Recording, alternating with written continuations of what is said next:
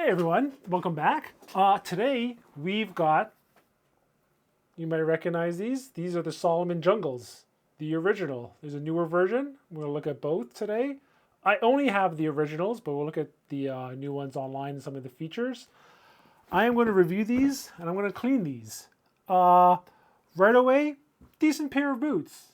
They're not bad. I've been through a 30-kilometer ruck with these where upwards of 135 pounds on my back. I never thought I'd be using jungle boots for a ruck, but they just feel like have that Salomon sneaker feel, which is great.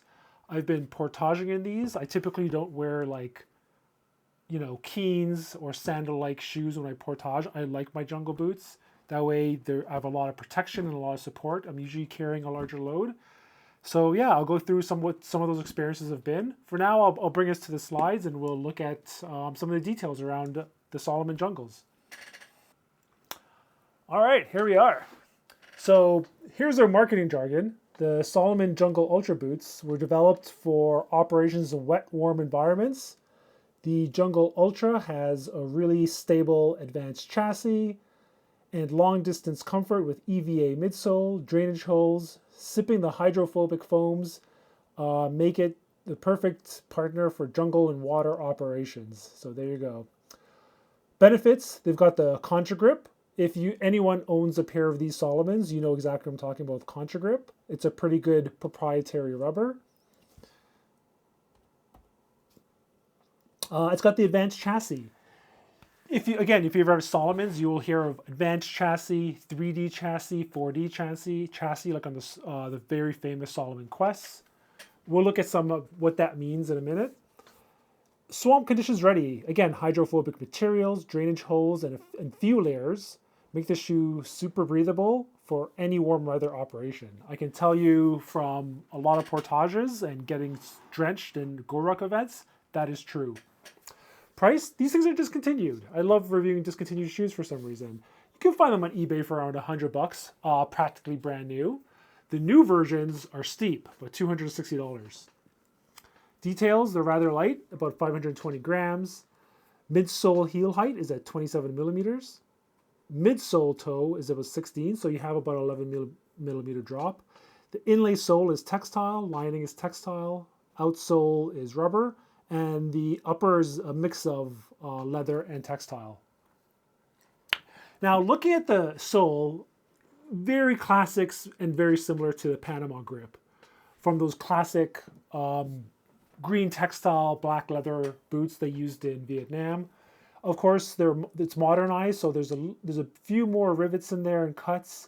Of course, the rubber is updated. This is the Contra Grip, so from my experience when I went portage with these, slipping on slick rocks, they've had a great grip. I'm always confident in Contra Grip soles.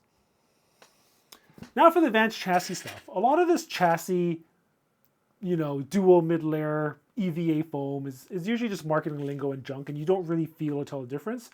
With a lot of the Salomon chassis stuff, there is a difference. And here you can see for the most basic chassis system, as this is an older boot, they have something called the advanced chassis. And what that is, it's your EVA midsole, something we're all very familiar with. Here it's shown as white. You can see it here on the diagram in my boots, which we'll go through. It's brown. Now, if you look here, there's a plastic piece, which looks like a carbon fiber design. This is just plastic, and this is the TPU chassis. And at the very bottom here is, of course, the rubber Contra Grip outsole. Now, what this does is it offers rigidity in the heel and midfoot, acting kind of like a shank, where normally you have a fiberglass shank in the middle here, so you can step on a ladder or so the shoe has more rigidity or boot. This is sort of like an exterior shank in a way. What it also does too is when you flex your foot a bit, this offers more rigidity here, so you get a bit of propulsion when you toe off, but not too much because it stops around the midfoot, as you see right down here. But it stops your heel from flexing too much also. So that's advanced chassis. Now, there's a newer version here, right? The new version at 280, you can see some differences right away. Whereas the older version, the version I have, is made of hydrophobic leather, meaning it's just this pressed and treated leather. It feels really dense and stiff, which is a good thing. And that way it doesn't absorb a lot of moisture. Here it's leather, just a little more synthetic looking. Again, it's meant to be hydrophobic, but much more sparse. Where here the entire forefoot and midfoot is all leather. You can see it's modernized, looking very similar to their other Salomon shoes and boots, of where it's just primarily cut out. There's still the two drainage holes. The outsole and midsole are very similar. However, this has been upgraded to the 3D chassis. It's very similar to the advanced chassis we just looked at. However, this plastic part, this TPU part, goes much further forward to give even more propulsion. What this does is when you step forward, this chassis part here flexes and acts sort of like those fiberglass inserts on those marathon running shoes that give you a bit more propulsion. Now, some initial feedback I've had with these, or I read online, is you'll notice how this is all textile around the upper, which is fine, like your Vamp, but it's textile around the forefoot as well. And what people have been saying online is this stuff is just way too permeable. Now, these are jungle boots. You do want them to get wet quick, and because then they dry quick. However, some people are complaining they get wet way too quick. Like you don't want to kind of have a small splash and everything just gets absorbed through this material and your foot's instantly soaking wet. You want some water resistance. And you can see that happen in the original version of where when I was rucking, I didn't want to get soaked right away, but you walk through some puddles or some rain or there's some splashing, your foot doesn't get instantly drenched, right? However, if you do step in water, water will get in through the drainage holes, it will get in through your boot, but they could drain out. So they might have gone too far with the permeability is some feedback I'm having. Otherwise, they've been holding up well. Here's a quick diagram on the different chassis. So advanced, which is what I have in the Salomon Jungles, the 3D and the newer ones. So you can see the difference here now is they've added a bit of a heel cup to offer more rigidity here. Still same midsole. However, you can see the TPU chassis is now full bottom and it goes further to give you more propulsion. What they did to add a little more cushioning is they have this red part here to offer some more cushioning, and then there's the outsole. Then there's the 4D chassis, which is the newest version, which is on like the famous Salomon Quest. So you see a lot of special forces people with the Quests. They extend the softer midsole part even further out into the forefoot, just to kind of give more cushioning, and then this T4D stability chassis kind of locks out into it and locks to the tips here as well. So there's some differences between the chassis system. Now, some quick alternatives of when you are looking to get these. Now, if you really like these original ones, again, you're buying them used or you're finding some old stock online on Amazon or on eBay. If you do get the newer versions, that's an option as well. Again, I'd recommend getting them on sale. $280 is a little steep retail. But a great alternative are the GoRuck Mac V2s. This is assuming you are looking for a jungle boot. The Mac V2s are great value. They have a great midsole and outsole. They're really stable, and these are built for to get wet quick and dry quick as well. These are a classic jungle boot. Now, these you have to be really careful because quality varies. You can get these cheap made in China for as low as like $50 sometimes, as low as 80. And they go as high as I've seen as high as close to 200, depending on the manufacturer and the quality. I would say if you are in an environment where you need a jungle boot and you're in and out of water, you're going to want to get a good quality boot. Having wet feet, wet socks, and wet boots are a recipe for getting blisters and having rubbing. And so you do not want to cheap out on those boots. Whatever boot you do get, make sure you test them before you go on any expeditions or outings or missions.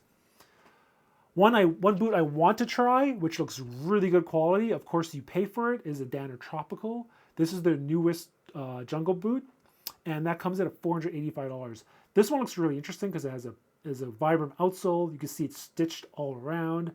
It has a nice wraparound leather. You can see some of the drainage holes on the inside there.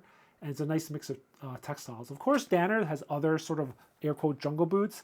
There's like the Tachyons that are unlined, and they have some other newer ones. So definitely check out the Danner website as alternatives before you just kind of set your sights on the Salomons. If you land on the GoRucks, you land on the Salomons, you land on any of the Danner stuff, you're in a good space. They're all great companies. They're all great jungle boots. You just got to try them on and see how far your mileage goes. Now, Keens. It's very tempting to look at these Keen sandals and think, hey, if I'm going to want a jungle boot, I'm going to get these Keens. These shoes are cool. They're great depending on what you want them for. If you just want to go for a cottage walk and you're on the beach, you don't want to have sandals for whatever reason, these things are cool. I see people bring these portaging. Sometimes that's all right and you're like a regular sort of safe portage route. For me, I prefer not to do this stuff. I don't like my foot being exposed when I'm portaging. There's times I'm in the bush. I've felt sticks poke me in my boot at the side where if I was exposed, I guarantee you that would have probably hit my foot. Where my foot might slide on some mud underwater or something like that. So use these with caution. I think when people want to go portaging, they instantly think they want stuff like this. Whenever I've seen people go portaging that are going like in the backcountry or for more than a few days, they are not wearing these shoes. So watch out for those and just use the right tools for the right environment. All right. So I'm going to give these a quick clean. All I'm really going to do is brush these out with a brush, a nylon brush, just like this. I'm going to might brush them a little more with a wire brush, just like this, to get a little bit more dirt out. I'm then going to clean them with a saddle soap, and that's it. No oil treatment, nothing like that. Because this leather is treated to be hydrophobic, I don't need to replenish it really. It hasn't been worn out that much. And this leather is just like a stiff oil-treated leather. There's no point in retreating it at all. So yeah, with that, we're going to get brushing. So you can see from the design, classic Salomon design. It's written all over them. Salomon I do critique sometimes for being a little overly designed. Again, I think they use too much stitching, too many cuts of leather. And speaking of stitching and cuts of leather, I actually had a failure in the stitching with these. I'll show you in just a second as soon as I brush these boots out. That was annoying. That was on a 1 week portage. And luckily, where the stitching is, there's a triple stitch. So only one line of stitching failed. So I had the other 2 stitches to keep the boot together. All right, now I'll get off most of the initial dirt. Let's do this one.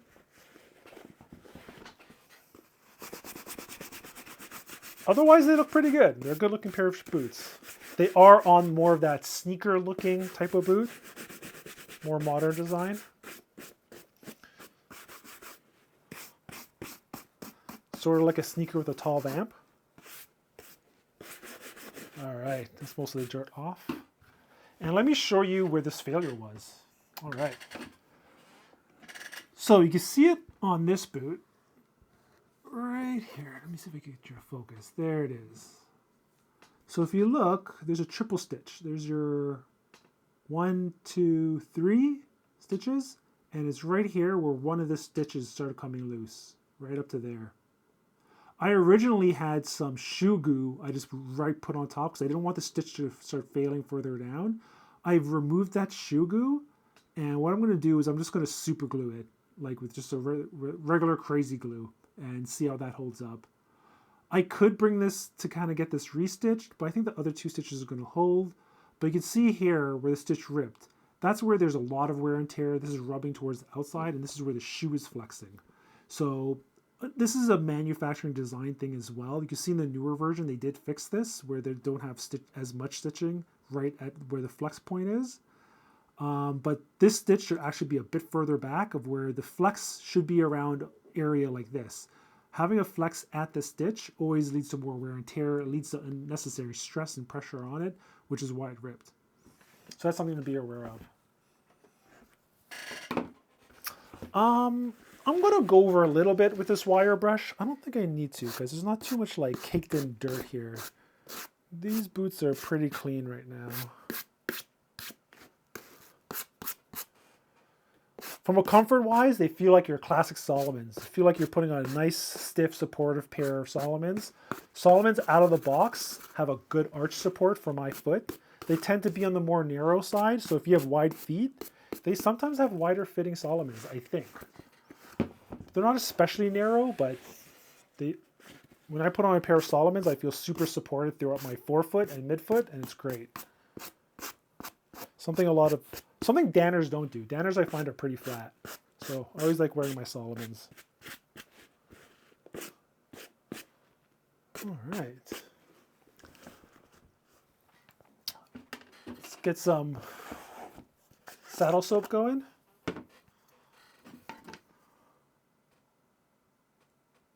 For those of you who don't know what saddle soap is really just a soap, but it's one with way more fats and oils in it, and it has no harsh detergents.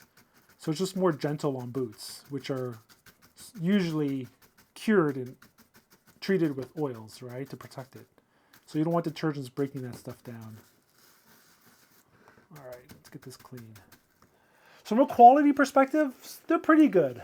Salomons aren't like your Nick's leather boots. They're not made to last a lifetime, right? They're made to be pretty good, be good quality, maybe last a couple of years depending on how you treat them and how much wear and tear you put on them. But I've never really heard of Salomons lasting years and years. Some people, there's always those examples of where the boots last forever. For me, Salomons start breaking down after a year or two, and that's just the name of the game. They're usually priced pretty fairly for that. So that's just what you're looking at with these things.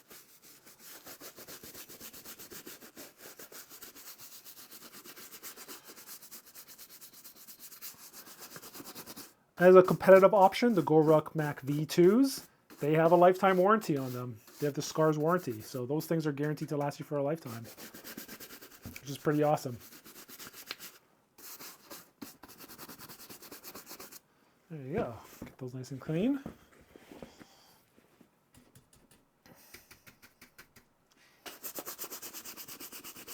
From a sizing perspective, get your size, whatever you wear in Nikes. They fit true to size.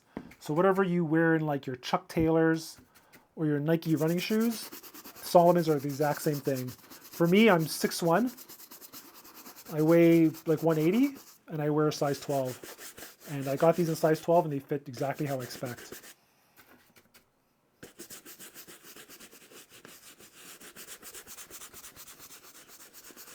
From a rigidity perspective and flexibility, they didn't need a lot of break-in. They flexed really well. I was able to flex my toe, kneeling them and everything. From a torsional rigidity, pretty good. Like again, the advanced chassis system really does help. They do have some flex, but not too much. I wouldn't say if I were to give it like a rating of a Alpine boot being a 10 and some type of sandal being like a 0 or a 1, these are definitely a 6 around there as far as rigidity, which is good because they're a boot. They're meant to bear a load. Traction and grip I talked about a bit. Very good traction, very good grip. They're really light. Durability, talked about that a bit too. Weather performance, again, these are your jungle boot. Don't expect them to hold out too much water, but you do want that balance like I was talking about. I find these have the right balance. The newer versions, less so. I'm going to try drying this up just a little bit. Maybe I shouldn't have got this section so soaked that I wanted to super glue, but I'm going to do it anyways just for the video. All right. So, all right. You can see here, there's a loose thread. I'm going to burn that off because that's on the bottom part. I'm assuming this is like a nylon thread, and so I can just melt it. Perfect. Okay, that's what I want. And this whole section here, you can see where the third stitch ripped. What I want to do, there's some old shoe glue left in there, is I want to super glue right there so the stitch doesn't come out any further. Right there, because this is where the third stitch ends. I just want to super glue that and maybe put a bit of super glue on the inside. So I'm going to try and just get this as dry as possible and then super glue this stuff. I'm just going to use regular crazy glue from Gorilla Glue. I'll use this stuff. Yeah, okay.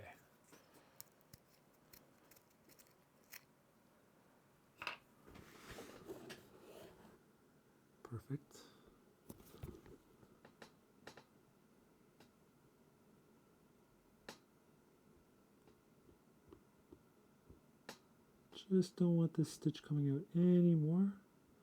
That should do the job. And I'm just going to line the inside just so this leather's just not peeling back. This is the gel version from Gorilla Glue, which is great. So it's not running all over the place. Shoe glue is good, except it's very gummy, where it offers a little bit too much flex, more flex than I'd like. It also takes forever to set. Now this stuff, the downside is it might be too brittle and just crack and break when I wear these, but we'll see. I'm going to test it and find out.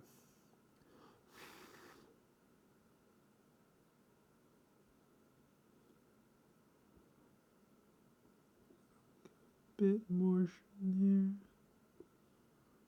Perfect.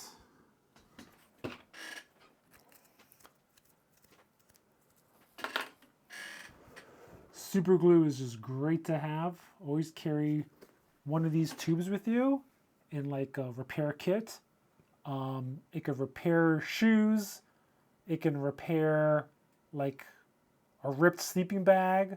It can repair a ripped tent or tarp. Always keep that. Oh, it's a lifesaver. And it's so light and easy to carry. So there you go. You can kind of see the super glue in there now. We'll see how that sets. I'll report back on it from social media. That's it.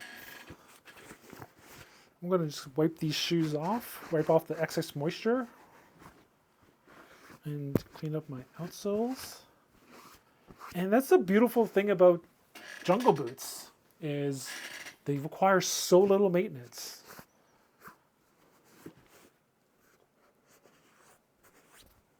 You don't need to worry about too much about polish or anything else. Jungle boots do tend to get thrashed though, right? They're just made to be light. So, gotta watch out for that. Otherwise, they're great. They're really one of my favorite sort of boots. Again, some other cool features about these. You'll see they're fully gusseted to the top. This is great because when you carry these portaging, I was talking about how a stick poked me. These keep sticks and stones out of your boot, acting like it's a great gusset. It's great to have. I wish more boots had these. So that's pretty awesome. So when I was portaging for that week, never had any issues with mud or anything getting inside my shoes. And there's times I was in water up to my ankle because these tighten up rather well. You see they have a speed lace system, works great. Never had issues donning and doffing these, and they tie up tight, which is awesome. And you're getting like Salomon quality, right? So which is, again, pretty good as far as boots go. Good brand. They stand behind their stuff. I've warrantied things with them before. It's been no hassle. And that's it. Nice and clean. They're ready to go for another journey. All right, guys. That's it. Thank you so much for joining.